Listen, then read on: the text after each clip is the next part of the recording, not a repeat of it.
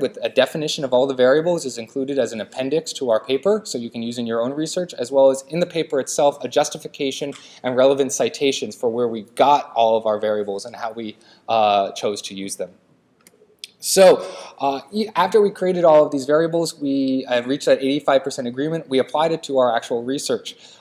We analyzed over 20 hours of video, which is over 1,200 minutes of video, just another way to look at that. And at the beginning of our research, coders took about 40 minutes per minute of video, and that's to analyze all 21 metrics. However, by the end of our research, they were down to 20 minutes per 1 minute of video. And this is for 21 different measures that they were looking. So if you use a smaller subset, it's going to go faster. Now, these numbers up here are actually updated from the paper itself. The paper was looking at 3 or 4 different subjects. We actually finished all 5 by the time of this presentation, so these numbers are slightly updated. And we had 5 variables that were over 90% agreement between our coders, 11 variables that were at over 85%, 15 above 80%, and only 5 that fell below that threshold of 80%. And I would like to briefly talk about the variables that did fall below that magical benchmark that we use.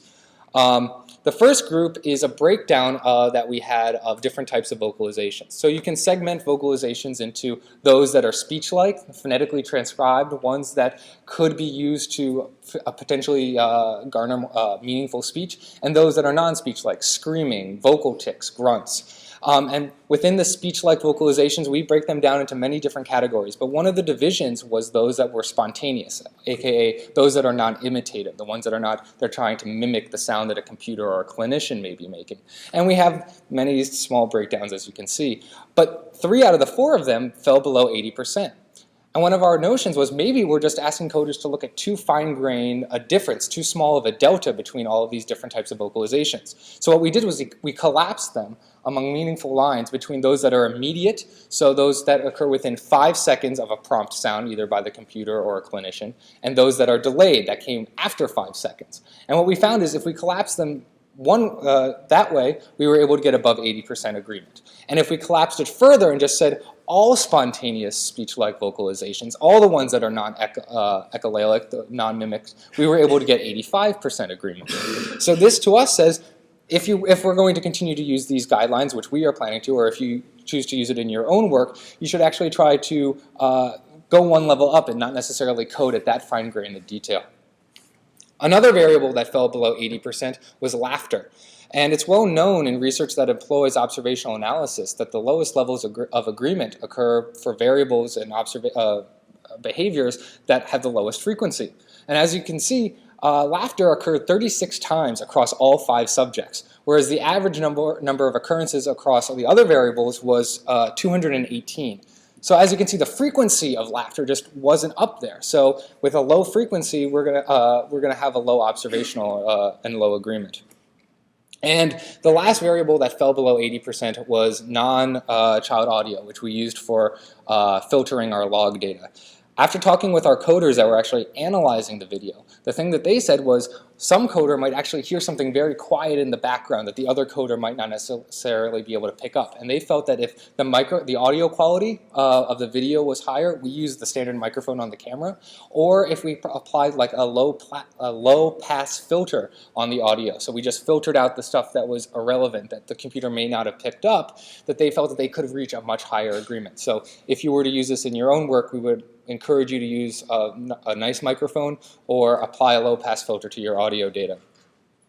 Most of our variables were analyzed on a continuous timeline, which means at any point during the video, a coder could make a mark. So therefore, the chance that 2 coders have an agreement by chance, or the probability that they have an agreement by chance, is relatively low. However, some of our variables that we analyzed, we asked coders to watch about 3 seconds of video and then mark down what occurred in the past 3 seconds. And because this breaks down the video into discrete chunks, discrete annotation points, the Cohen-Kappa statistic was able to be used to calculate the probability of a chance agreement.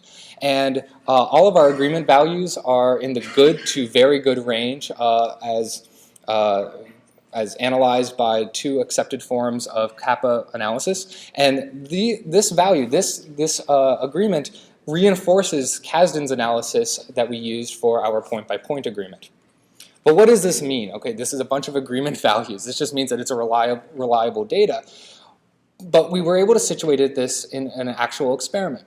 And the quantitative analysis that we did using this data backed up qualitative observations that we had during our sessions, which to us feels like validation. The things that we felt that we qualitatively observed while watching video were able to be quantitatively annotated and quantitatively measured by our independent coders that were looking at our sessions. For us, this was validation. We also found additional ways to look at our data, which was analyzing our data points not necessarily by the number of occurrences of, let's say, laughter, but the frequency of that event, or potentially looking at ratios, because we looked at different behavior from two sides of a coin, non-speech vocalizations and speech-like vocalizations. We can then compute ratios and see the change of that ratio over time. So, in conclusion, we used a set of theory from multiple disciplines. We drew the best and most relevant work together and created a set of dependent measures that you can use to analyze the behavior of nonverbal subjects interacting with technology, focusing on speech and encouraging vocalization. Though this was situated in the domain of autism research, we believe that this can be applied to a far broader group of research and type of experiment, and we believe that it was validated both in terms of the agreement calculations as well as the qualitative and quantitative agreement that we were able to see between our own data. At this point, I would like to take any questions, and thank you for your time.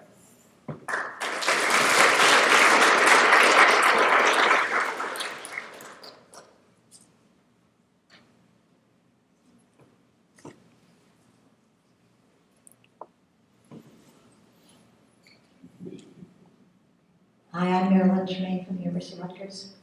I'm going to talk about techniques. I like what you're doing very much. I like that this validation is being done. There are a couple of issues that you have with the Cohen's kappa. That they're not wrong, but here's some suggestions. One, because you don't have a well-defined interval. It would be useful to, when you have people do the individual coding, to shorten and lengthen the time of that interval, and then check intercoder reliability.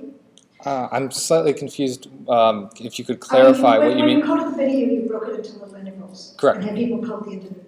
And you did it by some specific time element. 3 seconds, yes. And you could lengthen it, you could shorten it a little bit to 2 seconds, and then do intercoder reliability. Because that would start getting at what is the interval of, and it might be different for different subjects too, but what is the interval of response, which is, this represents the distinct characteristic of that. Because some of the coding may be difficult simply because you have given too long an interval and the subject may be doing multiple things. And so one of the ways to do this analysis is to play with the interval and then see what you're getting with your reliability. The other thing, and when we found this, but this would be on other it was discourse analysis, but we have had some things about coding. You have a very, very distinct set of coders that coded and recoded, and they're all from the University of Illinois. And they may actually have their own culture of what constitutes something that doesn't. So it would be also useful to test this by bringing in an outside coder. We were coding discourse, and so we discovered that Southern Europeans code language different than Northern Europeans, which would be more expected, more dramatic, but you may see some cultural things among speech therapists, which you want to check. Because you're putting this out to community as a